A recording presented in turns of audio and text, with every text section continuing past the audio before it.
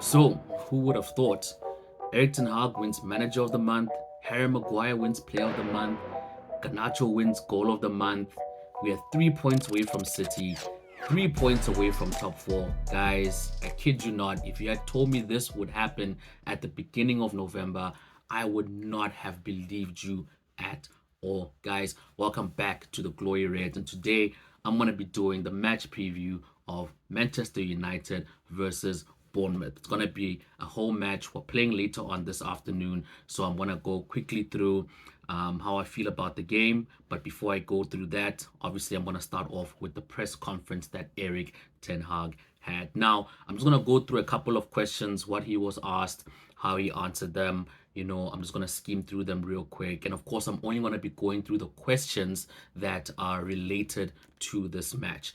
So, straight off the bat, one of the first questions that he was asked was, have Harry Maguire and Scott McTominay turned their United careers around? Now, of course, we all know that Harry Maguire and Scott McTominay were not one of Ten Hag's favorite players at the start of the season. In fact, both players were actually in talks of getting sold, right? Of being sold. We heard news that West Ham wanted Harry Maguire. We heard news that Bayern wanted Scott McTominay. There were rumors flying all over the place about these players set to leave the club at the beginning of the season and had no space inside the team. Of course, at that point, we already got rid of Fred, so we already knew there was not going to be that McFred combination anymore from the holidays. And also sometimes when players got injured, that combination was used. So these two players, basically their United careers were over. And miraculously, they managed to change their United careers around. Now, this is a 50-50 thing, right? One, we can say they had the opportunity and they really took it, and this is why they're in the position that they are in today. Or if certain players didn't get injured or if certain players were bought, would they have had that opportunity to actually turn around their careers? And lastly, actually, is it actually a turnaround? All right, and not to take anything away from them and not to hate on their recent success, but let's be honest, right? Some of these teams that we have beaten haven't really been top tier or haven't really been teams that have been competitive in the Premier League or in Europe. All right. But hey, we have to take our hats off to them and really commend what they have done, because not a lot of players, when given the opportunity, step up to the plate and actually relinquish their place in that starting 11. So it's really good to see that Scott McTominay and Harry Maguire are doing very well for the team. So what Ten Hag had to say was, look, there's internal competition, so the players, the boys, they fight hard for their place in the team, and that's why they have basically stepped up their game because of the competition that's within the squad. Yeah, I sort of agree to that, but I think to my first point, I don't really think it was about competition, because the both players were out of his plans.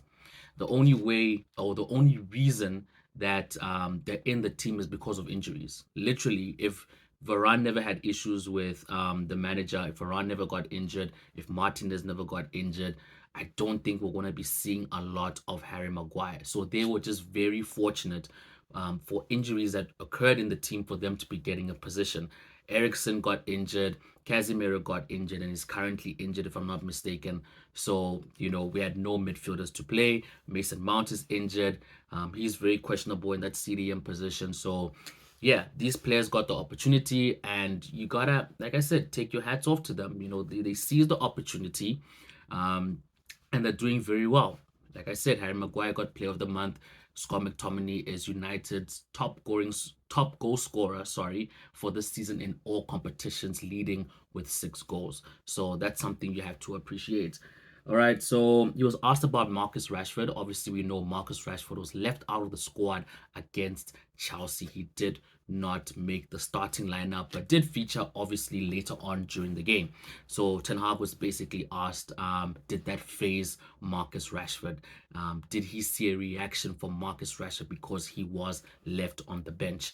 And then, of course, in classic Eric Ten Hag, he started off by praising the play and saying, look, Marcus Rashford is an incredible player, but at this moment in time, he just hasn't reached the form that he was last season, and that's why he did not make the team. Later on, asked sort of like a similar question. How difficult will it be for Marcus to get back into the team? He further went to say that, look, some of these players need rest. All right, I can't play them game after game after game, so I have to rest some players, put them back in. But at the end of the day, it's competition, right? The best players are going to start. The best players are going to make up the best team. Oh, yeah, that was a lot. That was a lot, and I'm not really sure about that answer. Hey, I know managers always try to protect their players, and honestly, Marcus Rashford just isn't cutting it, and it would be criminal to start Marcus Rashford over Garnacho or start him over Anthony because those two players are in incredible form. Garnacho is scoring every other game. Anthony came back and has really stepped up his game. He's proving to be a real asset in this United side. He's working harder than Marcus Rashford. He's defending more than Marcus Rashford. He's pressing. He's trying to get balls into the box. Just in general, Anthony and Garnacho are doing way more than what Rashford is currently doing. And like I said before, it would be criminal to start Marcus Rashford ahead of those two. So with Marcus Rashford, I guess we'll just have to see. In previous press conferences, Ten Hag basically alluded to that Marcus Rashford is undroppable and that he's going to keep on playing him until he gets back to his form of last season that we saw. So clearly, previous game, he didn't start him, so we don't know. Is he losing faith in him or not? I guess we'll just have to see the starting lineup today when we face Bournemouth. Right, so moving on, they spoke about Bournemouth, they're saying that in recent times we haven't lost to Bournemouth. Does this put pressure on him? Does it put pressure on the team, given our up and down performances, to actually go and get the job done? And obviously, they spoke about our recent form for home games. We've actually had quite a good record, so to say, for our home games of late. Not the whole season as a whole, but of late, we have been winning games at home. So is this gonna affect the what you call it? Is this gonna affect our game at all? And so yeah, he answered and said, "Look, Bournemouth, they're a good team, they're a well-constructed team, and they've got capable players, which is 100% true, you know." And then he further went to say that everyone is killing everyone, and that's a direct quote, and that is absolutely true. uh Proof, just the previous game week, we saw Everton beating Spurs, we saw Aston Villa beating Manchester City. So right now everyone's on the chopping block.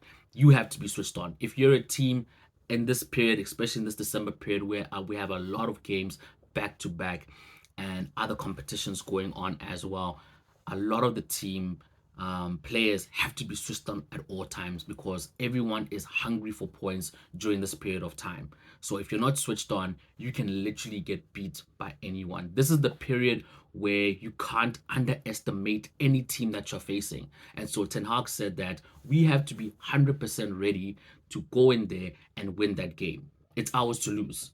And he's right. It's literally ours to lose. We can't underestimate or undermine Bournemouth because they're sitting 15th on the table and think, oh, we can just, they can just come over and we're going to just run riot and, blow by past them and get that easy victory.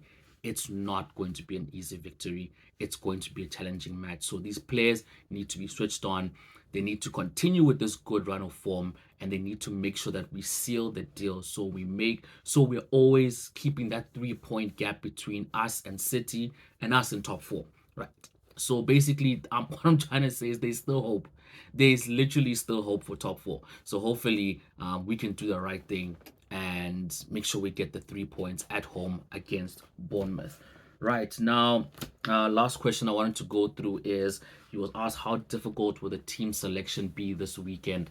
Now, he alluded to the fact that, look, it's not going to be only me making this decision. It's going to be myself, the manager, the coach, and the rest of the staff that are going to be involved in selecting that starting 11. And this reminds me of a similar question he was asked about, the spot kick takers, the penalty kick takers, and the team doesn't really have a designated penalty spot kick taker.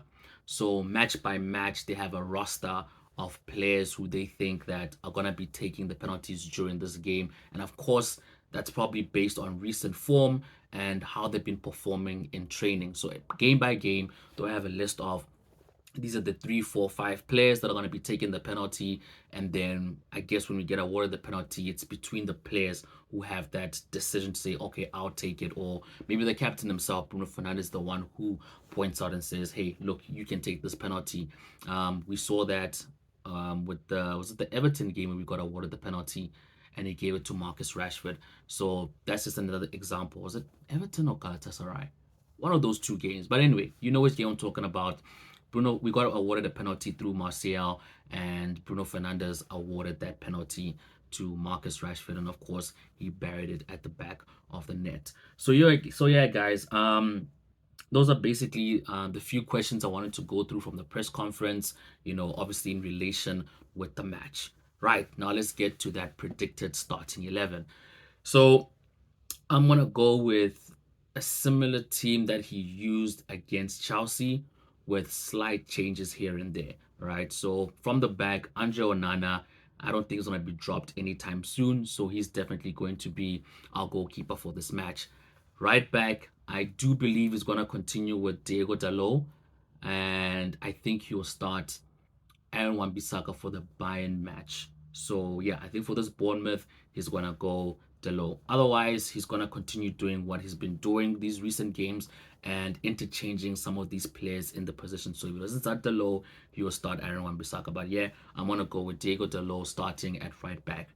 In the middle, I'm gonna go with Harry Maguire and Victor Lindelof, and then left back, of course, Luke Shaw. In the middle, Scott McTominay reprises his place, obviously with the recent form of scoring probably 1 in 2 games. So he's really on good goal scoring form, and it seems Ten Hag doesn't want to drop him. I still believe that putting him in the midfield cripples our team, even though he gets us a goal. I would rather see Scott McTominay come off the bench.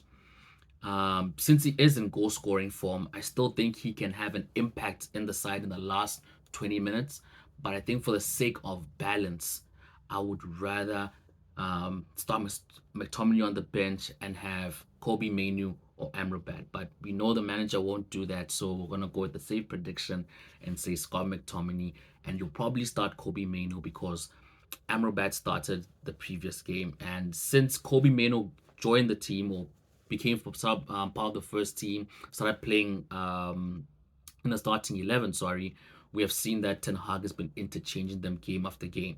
So when Kobe Mainu made his debut, Amrabat started the next game, and then the game after that, Kobe Mainu started, and then the previous game that we played right now, Amrabat started. So if it's gonna continue that trend, I think it's safe to say that Kobe Mainu is gonna be starting alongside Scott McTominay.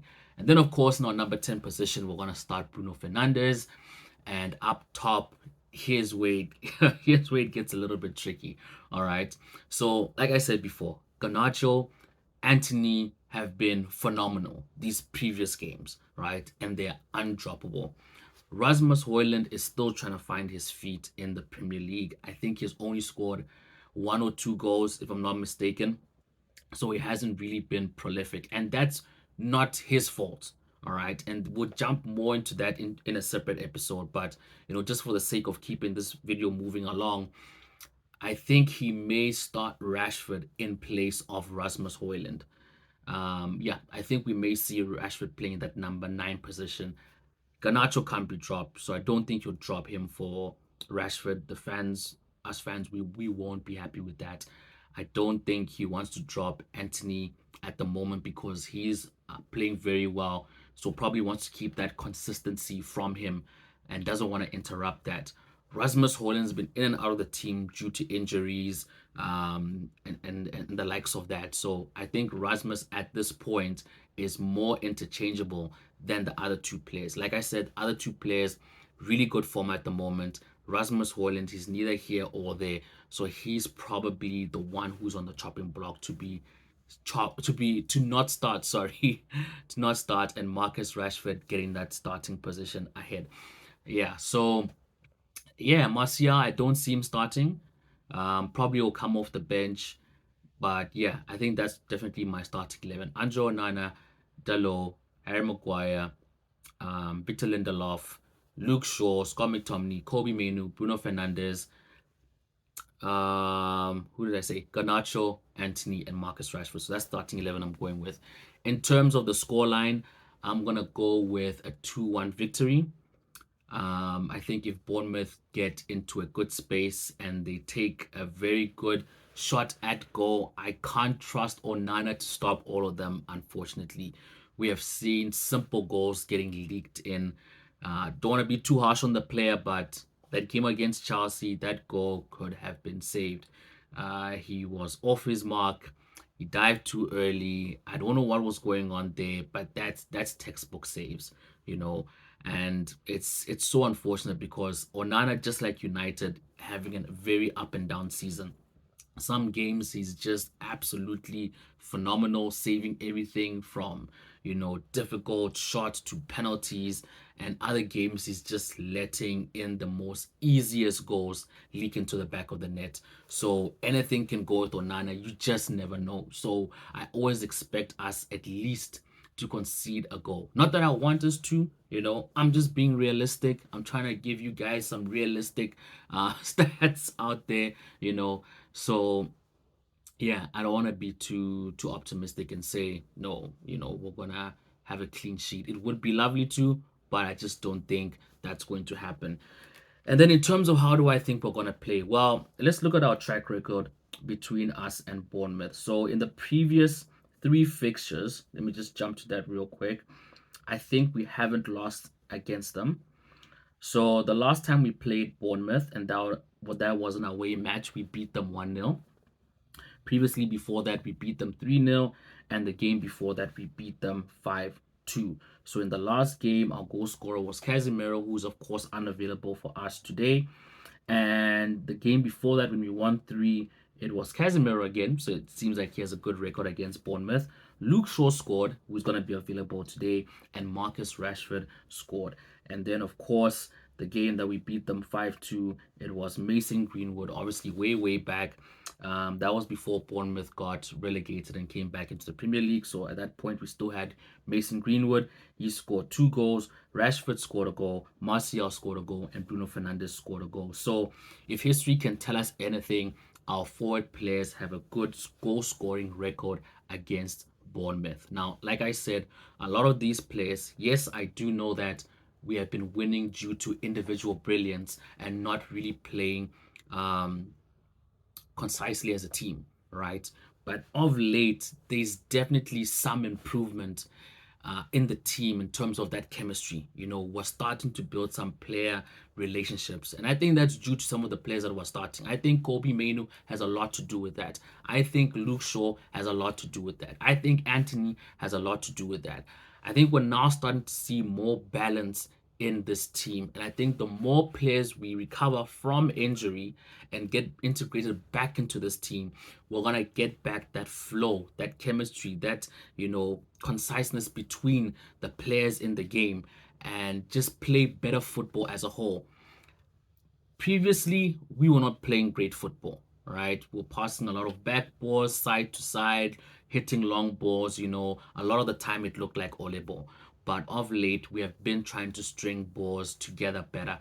I still don't like the fact that we just kick the ball aimlessly in defense. Sometimes when we're under pressure and we lose a lot of possession that way. Even sometimes when we're not under pressure, we still just kick the long ball and there's no one up top to receive it. So I really hope that's something that is getting corrected and we do not continue playing that football. I think we need to be playing more building up football like how Ten Hag wants to play. So it's all up to the players. Like I said, we have Ahmed Diallo who's back in training.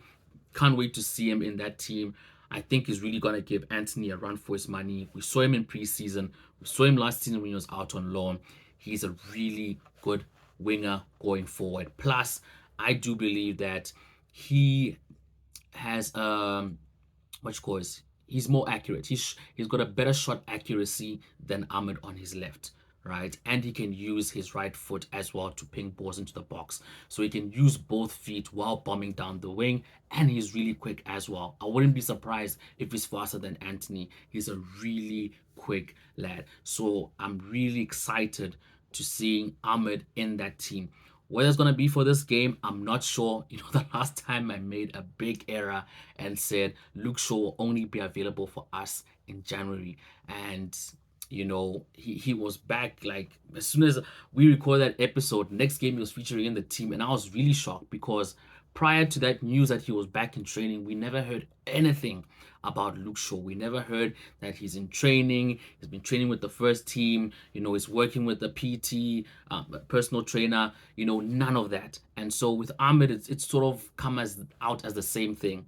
But truth be told, previously, I think like a month ago, probably when that news surfaced about Luke Shaw, we also heard a little bit of some news that Ahmed was back in training. So I don't know how serious that first statement was or that first announcement was, but this one seems really legit. Maybe legit is not the right choice of word, but it seems more, I don't know, it seems more assured that he is going to be featuring in the team very soon. So I'm not going to make any predictions. I'm not going to make any assumptions of when he will be fitted into that first team, but I'll be happy to at least see him on the bench, right? Because that will give me some really good hope about him.